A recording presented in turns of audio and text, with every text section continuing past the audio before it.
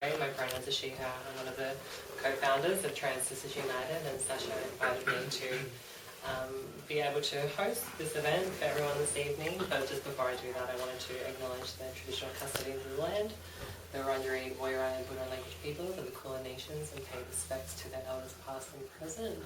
This was and always will be Aboriginal land. And just a little bit of housekeeping first. So obviously thank you everyone for coming to our Transgender Day of Remembrance Vigil. If we need to go into a quiet space, you're more than welcome to leave the room and go out into a quiet space if it becomes a little bit overwhelming. Obviously it's a quite heavy topic, talking about the trans and gender diverse lives that we have lost. And so there's also wellbeing people that are around from the Iceberg Foundation that we're in Langers over here, thank you. So if you do need to speak to someone around anything that we discussed this evening, then you're more than welcome to do so. So I'm going to start by, we're going to be sharing some different perspectives from different people within the community. Oh my god! I made it! Fiona's parking.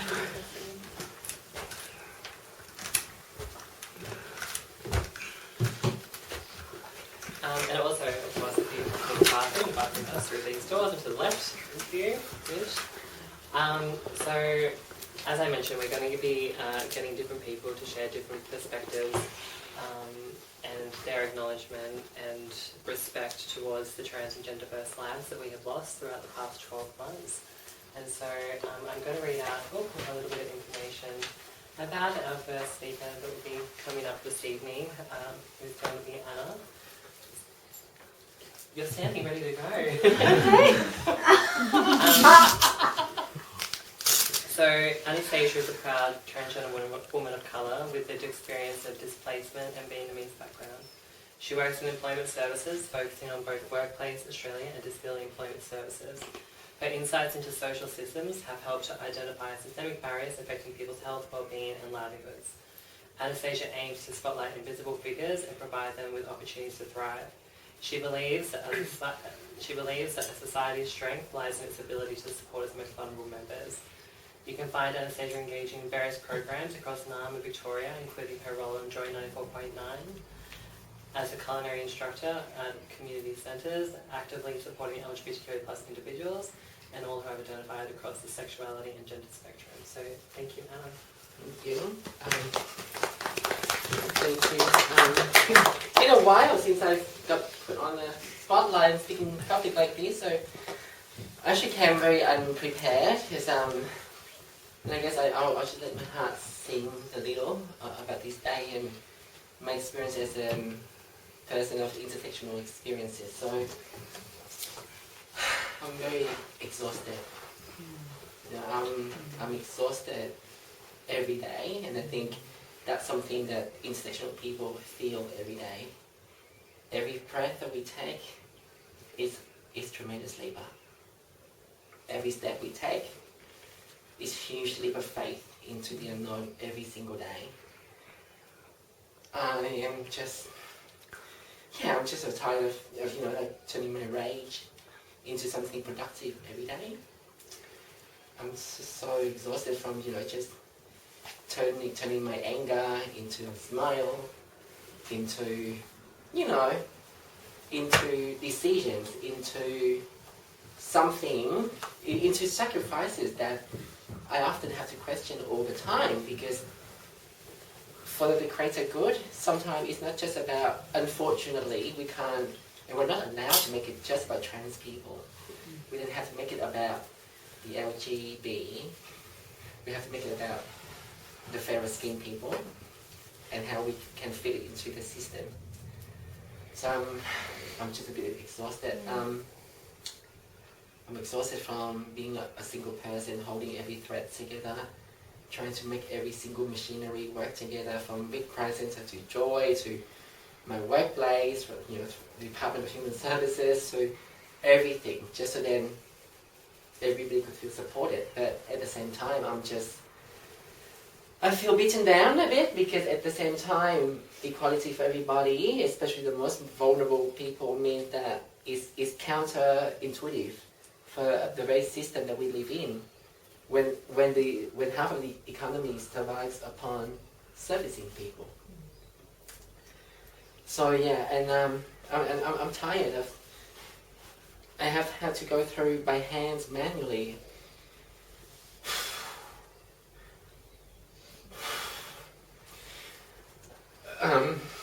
Reading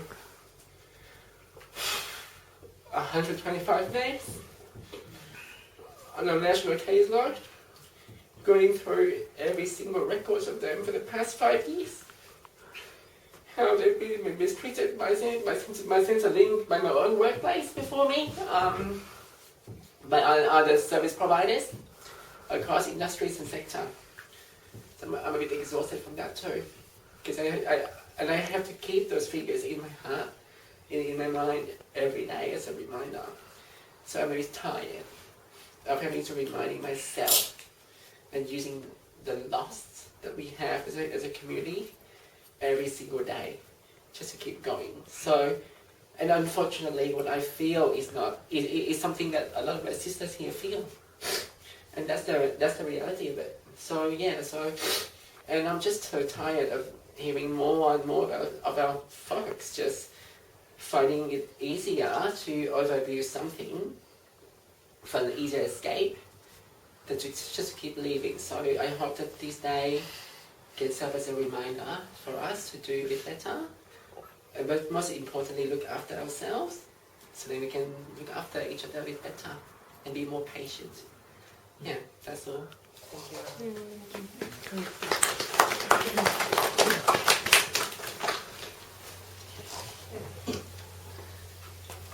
So, I might share a little bit about part of the reason why Sasha so passionately advocated for this vigil to take place. We know that vigils happen all across the globe, but there was a particular circumstance and reason as to why Sasha wanted to set some time for a vigil for trans and gender diverse people of colour and our First Nations brother boys and sister girls. So Sasha and I are co-founders of Trans Sisters United, and we started this work in 2019 of collaboratively working together to support trans women, non-binary people, and also cisgender women as well. We wanted to be all-inclusive across any spectrum of gender diversity, and we did a self-funded trip to the Tiwi Islands, and we worked very closely with the Sistergals of the Tiwi Islands. And when we first started Trans Sisters United, no one would help us. We didn't have any recognition of any prior events. As 3 trans women initially with myself, Sasha, and Miss Catalina, no one was willing to support us financially. But we supported ourselves, and we did that work, and we went to the Tiwi Islands. And the purpose of us going there was to learn about them, learn about their culture, but also to share our lived experience of trans women with them. And it was a really enriching experience for us to do that. And through that process we met some really, really beautiful people, and the Sister Girls were so incredibly welcoming to us. There was a really cute memory actually. There was a day that it was so hot. It's like, do people know where the Tiwi Islands are? It's above Darwin, and it was so hot, and I decided to wear my hair in 2 braids. Did we both have our hair in braids? Yes, for the first time. We both had our hair in 2 braids because we were so hot. We have photos here. And so sweaty, yeah. And the next day when we met up with the Sister Girls, they all came with their hair braided. Yeah. And they came early too, and that never happened. Yes, and yes, they're notoriously not on time. And the second day that we met them, the second day we were doing a photo shoot with them, and what that entailed was we provided them with jewellery and makeup that we'd got donated from different companies in Melbourne, handbags, and to do a photo shoot with them so they could feel beautiful and authentically themselves in their own home and in their own special and unique way. And they were so beautiful. The sad reality is that on the Tiwi Islands, the sister girls are accepted to a degree, but they're also not. They are welcomed in community, but they're not welcomed into women's business in spaces that they would probably want to be included within. They're not welcome into those spaces, but they're included within the community. So it's quite complex. Also on the Tiwi Islands, it is divided into 4 territories, almost like across like north, south, east, west. Tribe.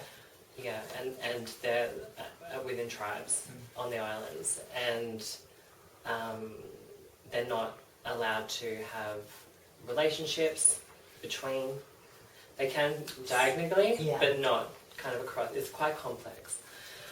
But also, the reality is because of the complexities of their circumstances and being people of diverse gender and sexuality as brother boys and sister girls, they tend to not have services that they need in relation to supporting them around mental health and affirming their identities. And so there's a really, really high rate of suicide in the Tiwi Islands, particularly for the sister girls.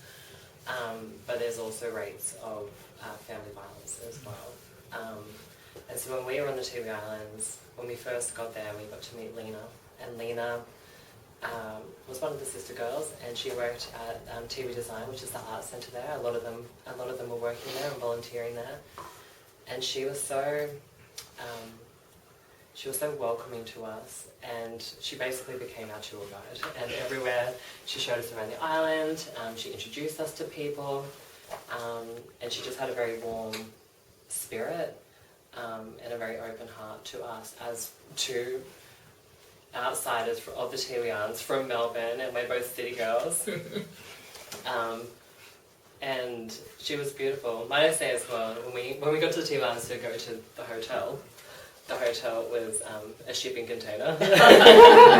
And so from 2 girls from St Kilda that are used to things a little bit differently, we had to make it work. And it was worth it. It was so much fun. But sadly, this year, Lina was murdered in the sense of through a family violence circumstance.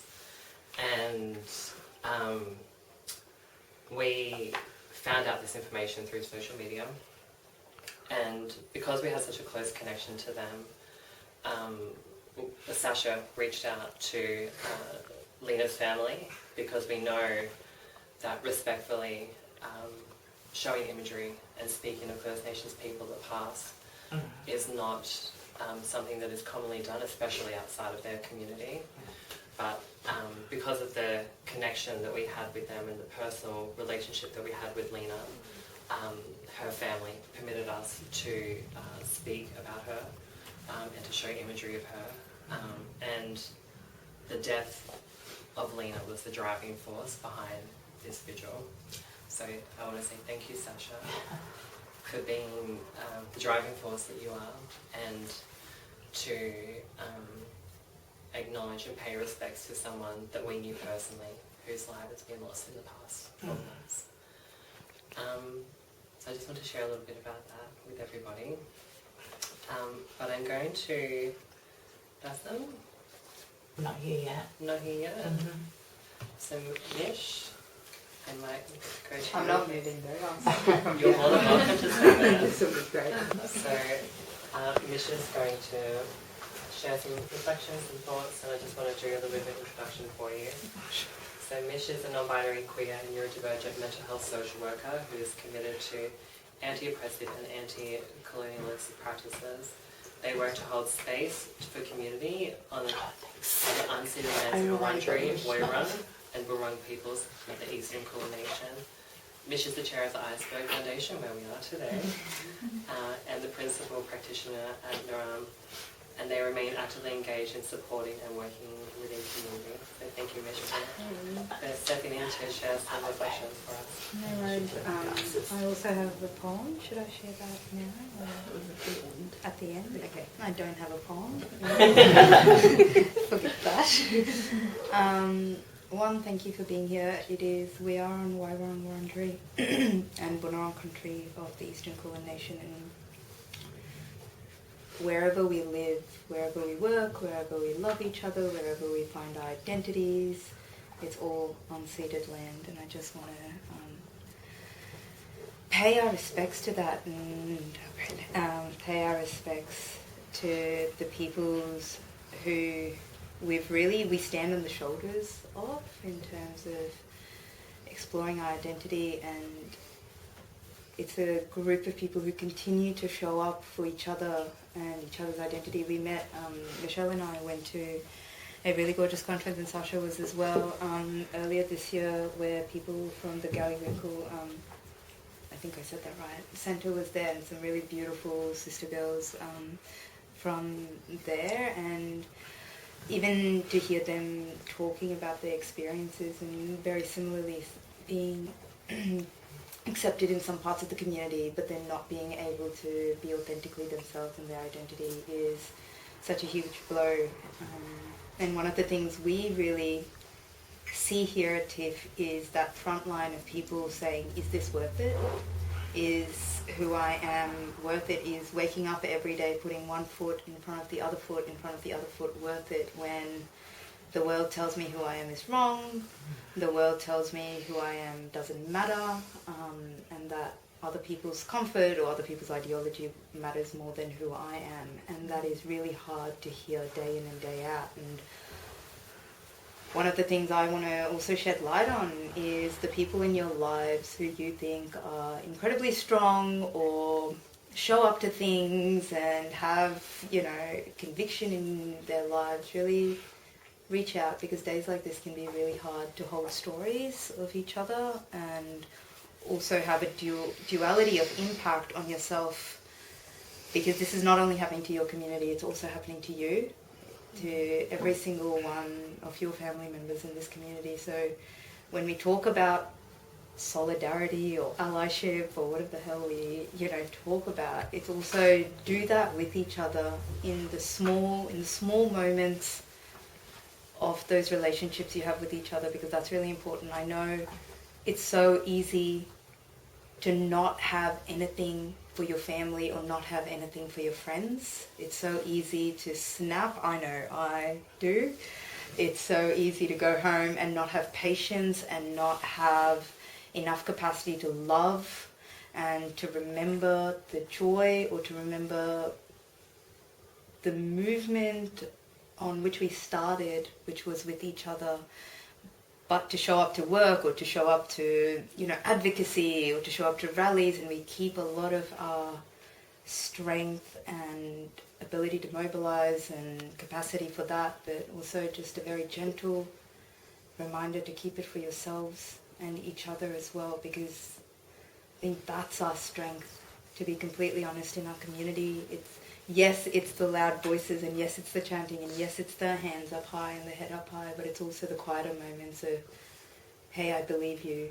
Hey, I see you. Hey, who you are matters. Hey, I know today that maybe you don't see the version of yourself that I see, but I'll stand in the gap for that. That is suicide prevention. That is identity affirming love. And I just wanted to remind us all that that is just as important on these days. So when we're honouring the people who have lost this year, I want to also honour the lives that they touched, those people, and just the change they brought in all of us just by knowing them and loving them.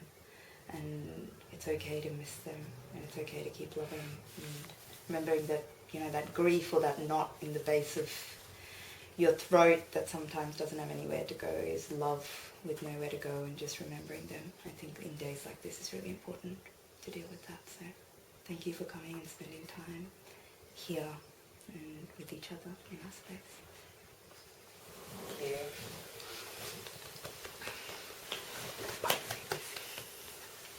So person who's behind me is going to share some words. Person is a human rights activist, queer rights activist, and founder of Queer Arabs Australia. Sen has a background in not-for-profit and is a fundraising professional, a vocal advocate for people, and especially queer people of the Middle East and North Africa, especially those in Palestine and Lebanon. Bassem believes that we do not get to pick and choose who has human rights, and that we are not free until we are all free. Would you like to stand up, or do you want to stay there? You're more I happy think about it's a that. seeding. I'm going to move stand up. Do you want me to stand up or can I? No, you're fine.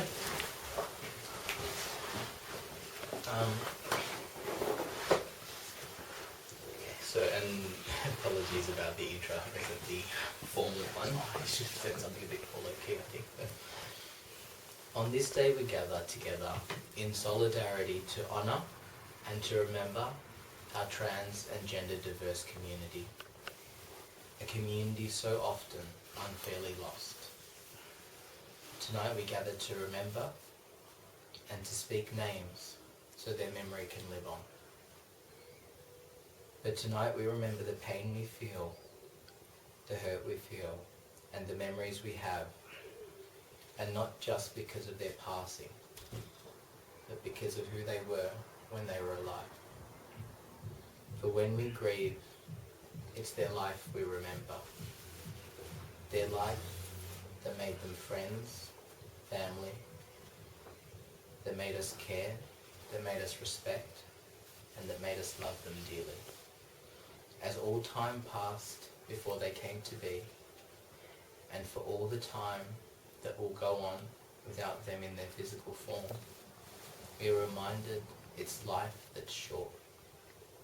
A brief moment of time, and our true grief isn't just in a life lost, but a life unlived.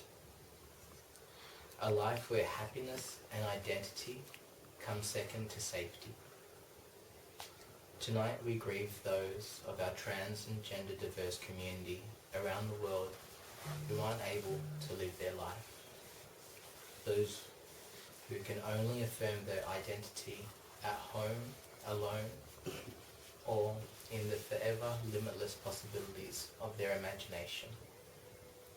We must also remember to mourn the many trans and gender diverse victims around the world killed because of the societal imbalance and because of the genocides occurring in the world, like in Sudan, Congo, Lebanon, and in Palestine. For it's the life unlived in which we also mourn. I mourn those we lost and those who never got to be. I mourn our friends, our family, and our BIPOC, trans and gender diverse community in other countries who are not only fighting for their rights in politics, but for their rights to live. For those who are fighting for their lives of their friends and their families and their loved ones. It's our marginalisation that makes us care, that makes us want to fight oppression.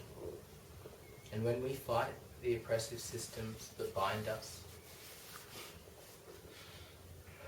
we must also remember to continue fighting for those who are more oppressed.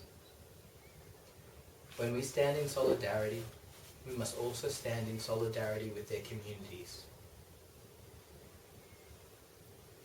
To imagine a free, trans and gender diverse community around the world is to protect the homes, friends, families and loved ones of those who are being killed, of the trans and gender diverse communities. Together, tonight as we gather, hearts broken and tears being shed, as we say the names of those we have lost, let's extend our voices and remember to speak for our BIPOC and trans and gender diverse communities here, in other countries, and especially in Africa and the Middle East. Our trans and gender diverse community are in pain, and this day of mourning isn't just to remember those who pass from old age, a fate which is rarely seen in our community, but to mourn those who are lost because of injustice. Injustice in the form of medical treatment, injustice in the form of human rights, injustice in the form of our broken system, injustice in the form of intolerance, injustice in the form of transphobia, injustice in the form of oppression, and injustice in the form of genocide. I dedicate this to our trans and gender diverse communities in Naarm, in Australia, across the world, and especially our trans and gender diverse communities in Palestine. We here in this room may never have learnt your name, but we are your family. We love you, we mourn for you, and we will remember you. Thank you.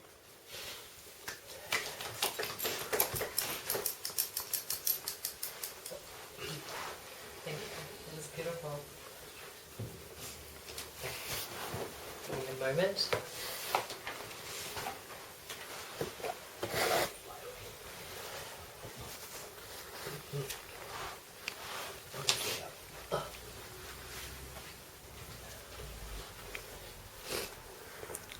So we have some messages from some of our trans elders, and I'm going to share those first, and then Sasha has beautifully found a lot of names of people whose lives have been lost in particular parts of our community, and so I'll be sharing those names, and when I share those names,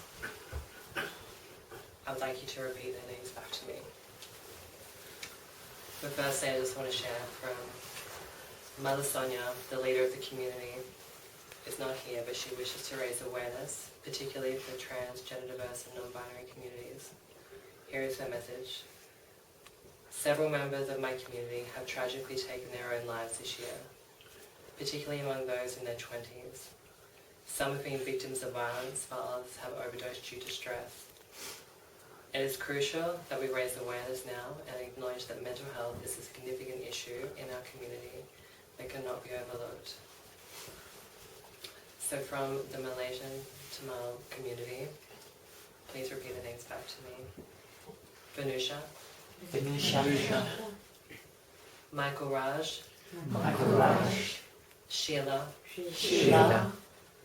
Samara Krishnan. From the Pacific Islander trans and gender diverse and binary community, our trans elder, Mama Latoya, and one of our close friends. From the Pacific Islander community, had a message that it's essential for every trans person to prioritise themselves above all else. Additionally, self-care and self-love are crucial for mental health and overall well-being. So from the Pacific Islander community, Julie Heather, Sylvia, Trisha Nikki Agama.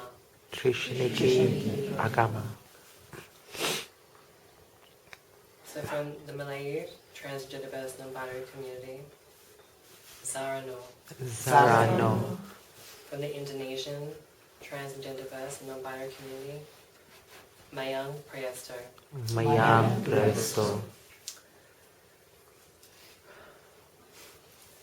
And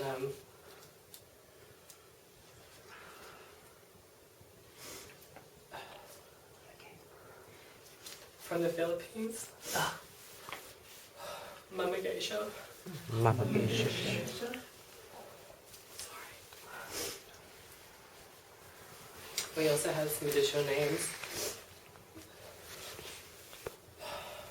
Brianna Gray. Cherry Bush. Ariana Mitchell. Dusky Azad. Sorry, it's hard to see through my tears. Ebony Major. Serena Angelique Velasquez. And Layla Pelias. Thank you.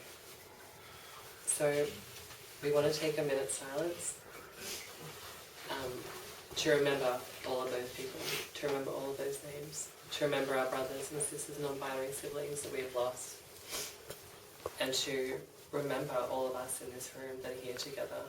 We are a community, we are strong, we are resilient, and we need to also celebrate the lives we do have and honour the people that we've lost. So if we can please just take 1 minute silence.